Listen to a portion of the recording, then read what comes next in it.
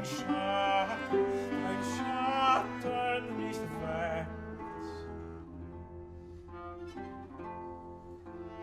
Wirf mir ein Ohr. The impetus came because in 2014, yes, I know, such a long time ago, this ragtag group of musicians came over to London to do to do a project. When I direct things on stage. I mean, I don't really direct, but I sort of work on stage, have some stupid ideas. And one of them was to stage the Bach motets with fantastic singers. We had Matthew Brook, we had Eileen Manhan Thomas, we had Rob Murray, Sam Bowden, all these amazing people. Jacob Bloch Jespersen from Denmark. And they learnt it all off by heart, and they did it. In the process of staging that, I discovered, to my shame, I did not know it before, that Bach motets were written for funerals. So it sounds a bit morbid, doesn't it? We're doing morbid themes. But anyway, so this idea that this composer was wonderful, as great as we all know Bach is, was dealing with mortality, and what did he write for that? Those motets, I don't know if you know them, but you probably do. One of them starts,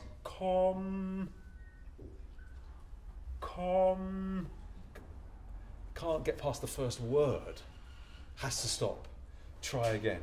It's such powerful music about our own shared mortality. And we had that, and then I knew that this fantastic project that Bjarte has curated from the beginning, this Alehouse Sessions, which we know about the Alehouse Sessions. If you don't, also on Rubicon Classics. Plenty out the back there. I knew that was coming, so we had that as a wake at the end. We had the funeral. We needed a death. So short of sacrificing one of the band, which was an option.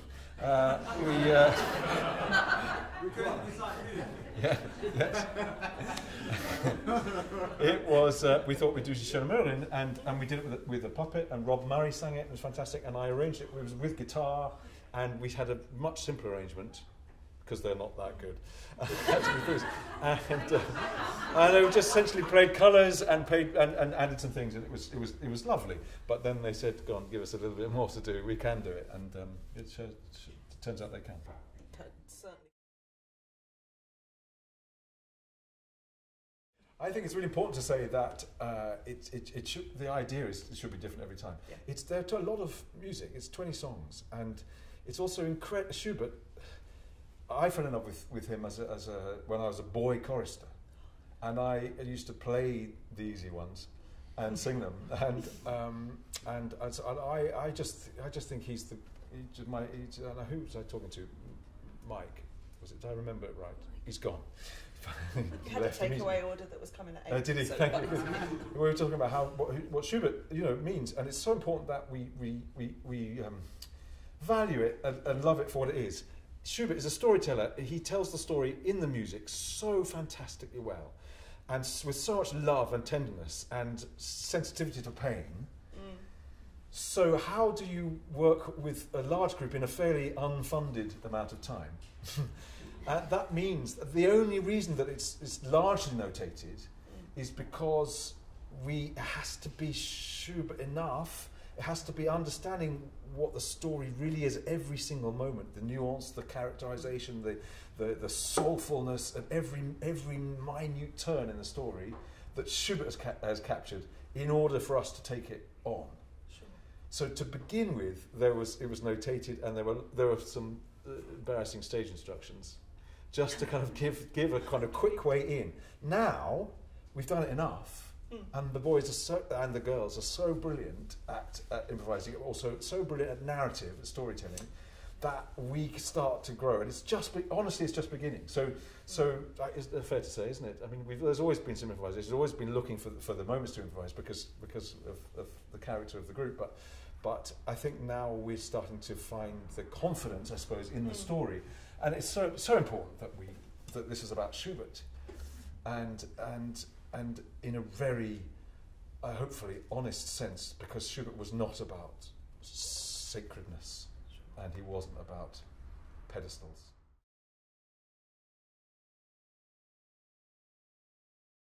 Yes, and there's a picture from the early 1820s, and it's unattributed, but it's called The Fair Maid of the Mill. It's called Die schöne Müllerin, which was a very popular story at the time, and there's a cellist in it, and there's someone doing some kind of embroidery on some extraordinary thing. There's someone with a violin, and it's called The Fair Maid.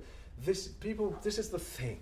You know, I mean, the people used to go around to entertain themselves. It was the Napoleonic Wars, the film just coming out. That just sort of swept through Vienna twice, destroyed lots of it. Schubert grew up in a very poor family. There was so much poverty. I'm going to get the number wrong, and I read this the other day. But I think he had 9 brothers and sisters who died in infancy. Only 2 survived. Ferdinand, his brother, who was with him on his deathbed. Schubert contracted syphilis in 1823, which is when he wrote this. He lived for another 5 years only. These evenings were so important for connection, for escape, for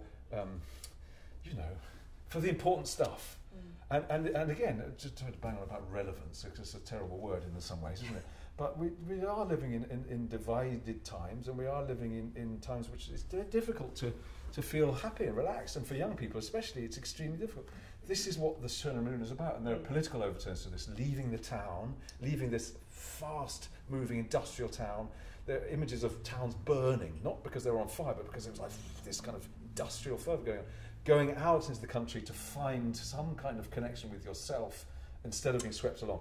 These are such relevant themes of the pace of life and the wars that are going on. So these evenings were incredibly important for connection, for humanity, for storytelling, it didn't matter what instrument you played. If you bought an instrument, I was going to say, if anyone had bought a tambourine at the beginning. Next time. Just don't play it. Yes, put it back. Take some things off the wall. Yeah. Yes, we should. Yeah, we should. You can add in a ukulele and a piano if you come back. So anyway, there is evidence, and of course, I think that someone told me very recently, just this last week, that it's slightly exaggerated the amount of guitar playing that Schubert did, because there are pictures of him playing the guitar himself. I think the thing that is true is that when he was very ill in bed and couldn't get out of bed, and he still hadn't finished the final manuscript for Winterreise, he played the accompaniments on a guitar.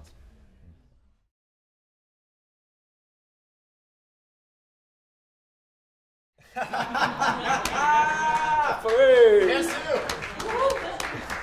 have a punk lead from the end. Yeah, it would be great. Yeah, well, this is a part of a project. The charity that I run and is behind this and raises funds for this particular project is doing a project called Schubert 200. Last night we were joined by the Lewisham Creative Chorus, which is one of the flagship groups that the charity has set up. We wrote an opera together. They've written their own song cycle with me and some other artists, and they interspersed some of these songs with it. They were wonderful group, aren't they? Fantastic. So this kind of thing's carrying on, but it's called Schubert 200. This project, it's 1823 when he wrote it. It's 2023 now. 1827 when he wrote Winterreise, and 1828 when he wrote Schwanengesang. So our idea is to work towards those 2 next song cycles. But we're learning so much ourselves about this music, finding out about storytelling through this slightly later period, I think, and so we'll find out. But I think these performances will keep changing and keep developing, and so they should, right? Should be different every time. Yeah, absolutely. Thank you so much. Thank you very much.